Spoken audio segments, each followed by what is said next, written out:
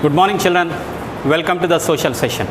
In the previous class, we have seen elaboratively about the people living in the polar region, about the Eskimos' life, what kind of dress they wear, what kind of jackets, what kind of shoes they wear, what kind of transportation they make. We have learnt about that.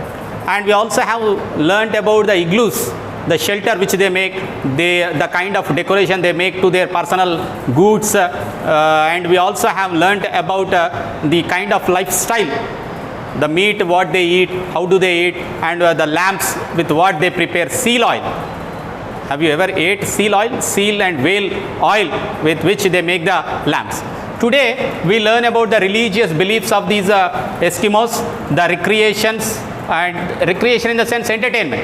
How do they burst their stress? We shall see about its recreation. And the last topic is about the contact with the outside world. Coming to the religious beliefs, children, Eskimos' religions show deep concern for life, health, sickness, and even for the starvation and death. So for these things, they show lot of concern. And the Eskimos believe that spirits control their things. Spirits in the sense Atma, we call it. The spirits control these things. All Eskimos groups believe that in a supernatural power called as Sila, or spirits such as Sedna, the goddess of life, health and food. They believe that people and animals have souls that live even after death. That's the reason why even we believe little to that extent. That's the reason in the box we put all the items, especially these Christians while burying in the graveyard, they put all the goods which are used by that dead person. They believe that there is a life after death. So, but each group has certain beliefs and rituals of its own. We have seen different kinds of groups present in Alaska as well as in the Siberian region. So each person or family or group has some taboos or bans that should be done and that should not be done. Okay, forbidding certain actions such as eating a particular meat or a food. Each group has some major ceremonies performed at birth and death. Even we also do the same thing. During the birth, we have birthday celebration. During the death, there is a 11 days ceremony generally done by the Hindus. So these all birth and death rituals also take place even in the Eskimos' life also. And even hunting is a very common occupation there. The hunting is very poor, or if it is very successful, then also they celebrate. If there is a poor hunting, they celebrate. Even if there is a bad, even if there is a good hunting, if they got enough meat also, they celebrate. So shamanas, people skilled in performing rituals, like we have a priest for us, Maulis, isn't it? Whereas these Eskimos have the people called as shamanas. They are the people skilled in performing the rituals, are believed to help establish keeping contact with the spirit world. Spirit world in the sense not the spirit which we use for hands and for the medical purpose. Spirit, the soul which we talk about. Shamanas use trances, drama and magic tricks in their performances in order to show that they are connected with the spirits. Coming to the recreation, children, wrestling, racing, harpoon throwing, like we have shot put throwing, they have harpoon throwing, and even contests are there, and other vigorous athletic activities are also popular because these all are required for them in hunting.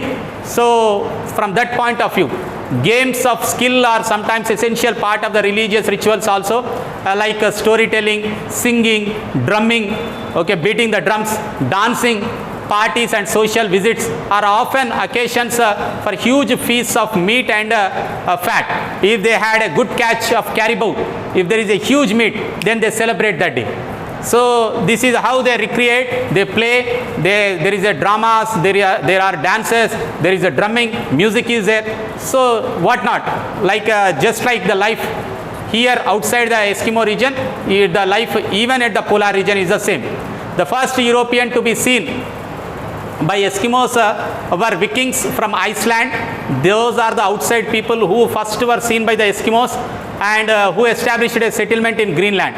And contact between the Eskimos and the Icelanders began about around 1200 years ago and continued till 1400 AD. So other Europeans began to explore deeper into the Eskimos region area. It was between 1576 to 1578 when the English mariner called as Martin Frobisher had visited Baffin Island.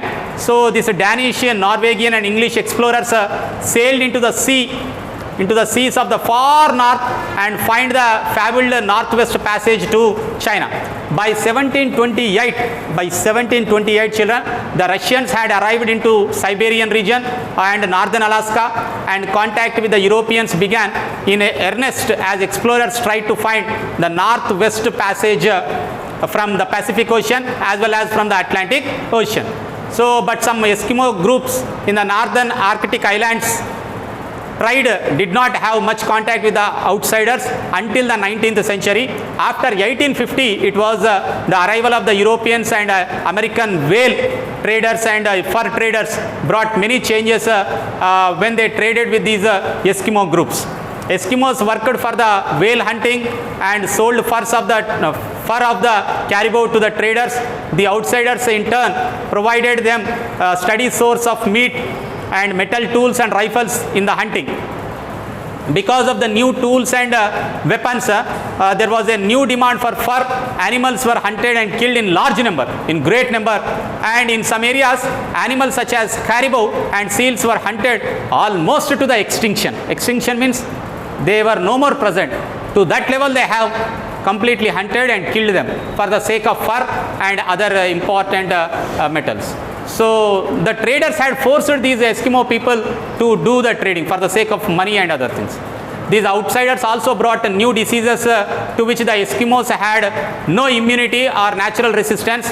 Smallpox, TB, tuberculosis, and natural resistance was not there to influenza, whooping cough, and pneumonia, mumps, scarlet fever, diphtheria were the most dangerous of these diseases. After the late 1800s, large number of Europeans began living year-round in the Arctic, and these diseases became very serious in the Eskimos region.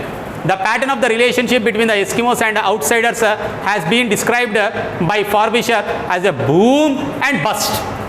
When there was a boom, the waves of outsiders have brought relief. The periods of wealth, education and employment, that is a boom period.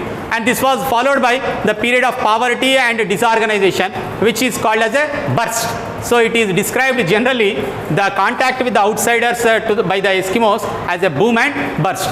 Each wave of activity has drawn from the Eskimos into contact with the different social and economic forces, and the once isolated northern lands have been opened up by air travel, by highways, by powerful marine ships. Modern ships and satellite communication has opened to the farmost northern part also, even to the North Pole.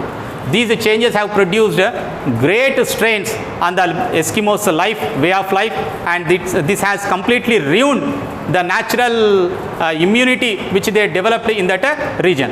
This is the end of the lesson, polar region children. So write down a summary on the life of the Eskimos who are present in the polar region. So you can describe it as a boom and burst. Thank you children.